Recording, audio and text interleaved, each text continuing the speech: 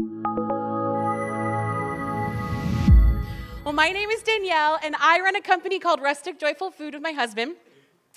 And Rustic Joyful Food is just that. It's messy, delicious, wonderful food that is just what you have on hand. And the thing about Rustic Joyful Food is that I want people to know that life is good right now. Life is good when you have a tiny apartment. Life is good, yeah. Life is good when you don't have it all together. Life is good when you're not so polished. Life is good when life is hard, because it's all about the journey. And I'm going to share with you a little bit about my journey. And I love this whole 425 magazine Women to Watch thing, because I think it is so imperative that we don't compare ourselves to others. I think that it's, that old adage, comparison is the thief of joy. I really want that to sink in for you guys tonight.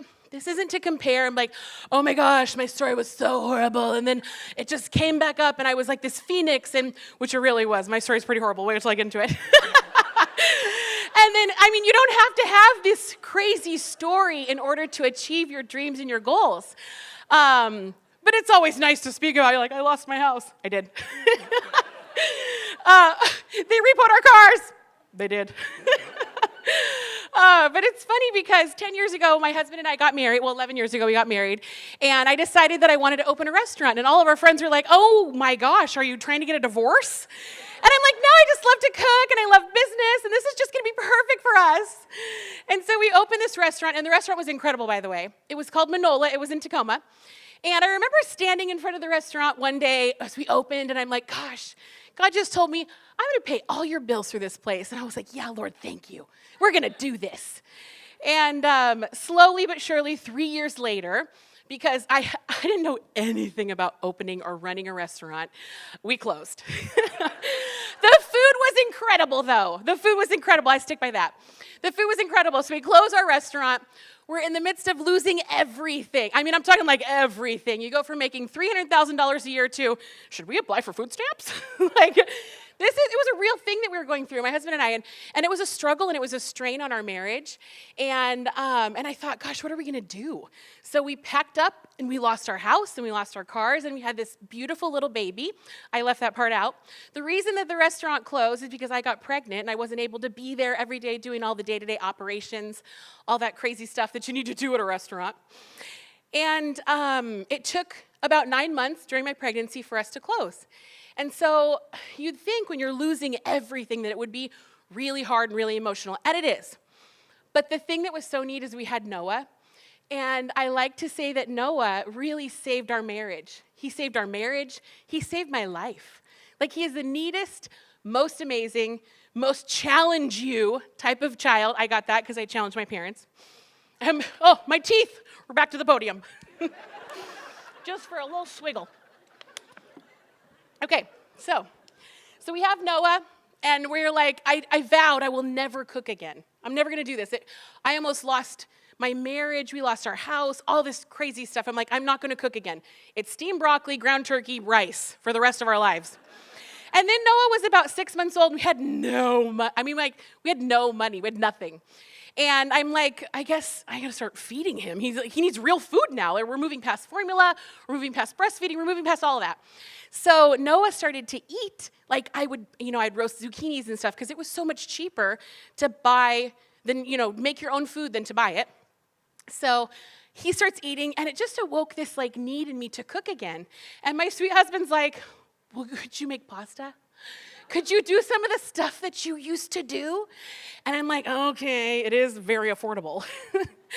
So I start cooking again, and then I call up a buddy, and I'm like, hey, Jeff. You see him flittering around the room, one of our family's dearest friends. I said, I want to write a cookbook. And Jeff's like, oh, okay. What do you know about writing a cookbook? And I'm like, nothing. And just like I knew nothing about opening a restaurant, but I really love that rush. So Jeff's like, okay, meet me at a Starbucks. So I get all the magazines that I have, and I get my cookbooks. I had 3 of them at the time. And I'm like, I love to cook. It's this passion of mine. Our restaurant food was incredible. It still is, because I'm a really good cook. So I meet Jeff, and he's like, okay, so I'll do this project with you. And we start planning out photo shoots. And I didn't know what any of that looked like, what it would feel like. And it was awesome and terrible. I can remember one shoot, we would like make the food in our living room. Jeff would take a picture, and it would have to be our food, or it would have to be our dinner. Like, we really budgeted it in. I'm like, there was no room for error. And I remember on one particular shoot, I was making this chicken, and there was flies on it, and I just started bawling, and I'm like, that's supposed to be our dinner. And Jeff was like, okay, maybe get a different dinner. And I'm like, you don't understand. So I call my mom, and she's like, you just stick that bad boy in the oven, you crank that up to 450, it's gonna kill any germs. Because that's how we roll, okay? Okay? So I need you to remember, when life is tough and when you're broke, you just stick that chicken back in the oven and you crank up that heat. This is really translatable to all kinds of different areas of your life, okay? Just remember the chicken analogy. Okay, I digress. So we keep going. So I'm like, oh my gosh, we have this gorgeous cookbook. It was gorgeous in my opinion. And I'm like, I have to find an editor. Like, we'd written this book, and I started submitting it to publishers, and they're like, no thanks. I was like, oh, but I wrote it. They're like, good for you. So we're open up this publishing world, and it just wasn't working. And I'm like, gosh, okay. So there goes that dream. And I never set out to be famous. I never set out to have people know my name. I never set out to be on television. It all just started to sort of happen because I'm literally just me. This is all the world needs, is you to be you. And the pie is absolutely big enough. When you think about it, you have this audience. You don't have to try and get or garner more fans or do something to be something. Everybody just needs you to be who you were created and called to be. And that's so important in life. I think that piece is missing because we get this opportunity to just be us. And how refreshing when you meet somebody that's just like, hey, it's just me. And some people will love you, and some people will not be able to be in the same room as you. And that is okay. It is so okay. So here we are, fast forward. I was a makeup artist for a lot of years, and I was at work one day, and I'm like, oh, I have this cookbook, and I'm trying to sell it, and you got all these side hustles, and you're at work, and you're like trying to do catering at night, or maybe you're cleaning somebody's toilets because you just need that money. So I'm at work, and I'm teaching this master class on foundation, and there was a woman sitting in the front row, and she's like, oh my gosh, your makeup is flawless. Do you think you could do my makeup for my wedding? And I'm like, yeah. So she hands me a card, and she was a buyer for Costco. And I'm like, oh, and by the way, I wrote this cookbook, and it's incredible. And she's like, oh, you, what?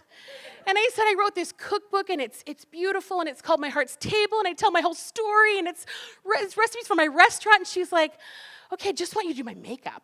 And I'm like, okay, but could I give you a copy? And she's like, okay, well, I mean, I can get you in touch with the right people. I don't buy for books, but we'll see. So, this is a really good story. I have to back up just a little bit. So I back up just a little bit. In the process of making the book, I had a girlfriend I was doing makeup with, and she worked at a paralegal's office, because most times when you're a makeup artist, you're working towards something else. I mean, there is a lot of other things that every woman in that makeup bay, she's got a big dream. So all these women, they're all doing other things. So she's like, I'll edit your book. I'm like, oh, perfect. She's like, I'll just do it for free because I love you. 3 days after I dropped off the file, she gives me a call, and she's like, oh, you're a really good makeup artist. You're so good, Danielle. I just think you're the way that you blend. And I was like, oh, is it that bad? And she's like, well, you're just so, this isn't the job for me. I'm like, oh, and I just felt so dejected. I was like, yeah, I guess I'm not that smart.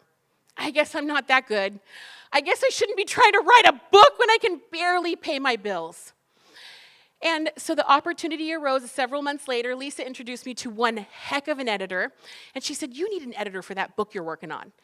And because I'd been working for the magazine for several years. And I said, oh, yeah, you know someone? I said, but it's kind of a mess. And she's like, I know, honey, I read your stuff. And I was like, okay. So I go to this prestigious university, and I meet this prestigious, beautiful woman. And I was so nervous. And I gave her my little book file, and I said, I got to be really honest with you. I'm not that good.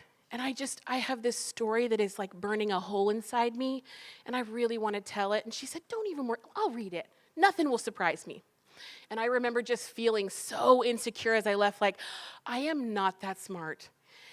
And she called me or sent me an email a couple days later, and she said, I was moved to tears and moved to laughter, and I don't know who told you you weren't a good writer, but it's so in there, you just need a little bit of help. And so sometimes we'll present our dreams to certain people, and they just won't get it, and they weren't meant to. And then sometimes you present that very same mess of a dream to somebody else, and they're like, I am so on board. I am behind you 150%. So just because somebody said no one time doesn't mean that you're not right where you're supposed to be.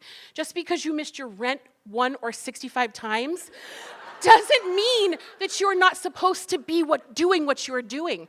Just because they hook your car up and you are trying to get to work and your son is at the window and he said, Mama, they take our car. And I said, yeah, but God gave us legs. So this is the deal. You can lose it all, but you have got to not stop. If you are tired, if you are weary, if you need to reassess, then you reassess the situation, but you do not give up. So let me tell you the Costco story. So I get my little elevator speech going, and I'm like, okay, I'm really gonna sell this to her. So I do her makeup. She gives me a card. It's got the money in there with a nice tip. Thank you, Costco, whatever. And I'm like, whew, I really needed that. So she gives me the card, and it has another business card in it. And she says, this particular woman is waiting for your call. I was like, oh my gosh, this is it. Teeth are sticking. I'm like, this is it. This is it. I can feel it. So I'm ready to leave a message. And I call, and she answers. And I'm like, I was not ready to talk to a live person. So I'm like, oh, okay. Yes, my name is Danielle Kartes, and I work. She's like, hi, Danielle. Yeah, thank you. Costco's so honored. We're flattered that you're interested, but we're not. And I was like, oh, okay. But no, do you know who I am? Like, I was working on New Day Northwest, and I was doing cooking segments, and I'm like, no, I'm doing really well, and here's my demographic. And she's like, oh, Danielle, I'm going to stop you right there. We're past the buying season. What? We're past the buying season, and we're just not interested. And I'm like, okay, here's my Hail Mary. I'm like, this is the deal. My name is Danielle Kartes. I have a purpose. I wrote this book, and we did it all on our own, and we don't have any money. And she's like, oh, excuse me? I don't think you really get it. And I said, this is the deal. This is my demographic. I mean, it wasn't this dramatic. This is just all for effect and show. I'm like, I said, this is the deal. I know that this book will speak to your customer base because I am an average, normal person. And she was like, oh, okay. Well, we don't normally do this. And you're self-published. Yes, we self-published. That was a trip. That's for another time, though. So we self-published. And I said, this is the deal. I live in Issaquah. You're in Issaquah. This is basically like we're meant to be. Let me just give it to your doorman. So she's like, okay, you can drop the book off. I said, if you don't like it, just burn it up. Just whatever. Throw it in the waste bin. It cost me $30. So I didn't hear anything, and I thought, well, at least we tried. We're just going to keep on going. We're still doing makeup. I'm going to still sell this book. We're going for it. And she wrote me an email 6 weeks later that said, we love it. I'd like to talk to your attorney. I was like, well, I can pretend my name's Deborah and call you from a different number, but we don't have an attorney around Rustic Joyful Foods offices. We don't have access to one right now. But if you start selling her book, that could change. So it was a real lengthy process, and the self-publishers were like, no, can't go into Costco. They'll ruin you again. And I'm like, no, we have to. So we went round and round, and we fought, and she was like, we just don't talk to self-published people. So many people from Costco were calling like, we got to talk to someone else. I'm like, this is it. You got me, baby. So we had convinced them to do some signings. I'm like, just put me out there. Just let me meet the people. So we had sold out signing after sold out signing after sold out signing. And people were like, who is this Danielle girl? And then the Rachel Ray show called and were like, we want to get a piece of what you're doing. And I was like, oh my goodness, well, I'm just me. So I remember being in New York, and they're like, well, what's your shtick? What's your spiel? What's your whatever? If you work with producers, you know that there's always like a hook. There's always an angle. There's always a whatever. And I was just sitting there. I was like, this is the deal. There is no hook. There is no angle. This is just me. I am who I am, and I will always be who I am, and that is what people are going to want to see. And she was like, Well, okay then. And that started on a journey for, being on television shows, and we're getting ready to film our own show, which is amazing. And this is the deal. People are hungry for what you have to offer. And what you have to offer is good, whether you're a stay-at-home mom. I read a quote the other day that said, the most important work you will ever do is in between the four walls of your own home. And how powerful is that? No matter what you're doing or what you're trying to accomplish, you do it at home first with your family. Make your bed. Have a shower every day. That's a struggle for me. Let me just lay that out there.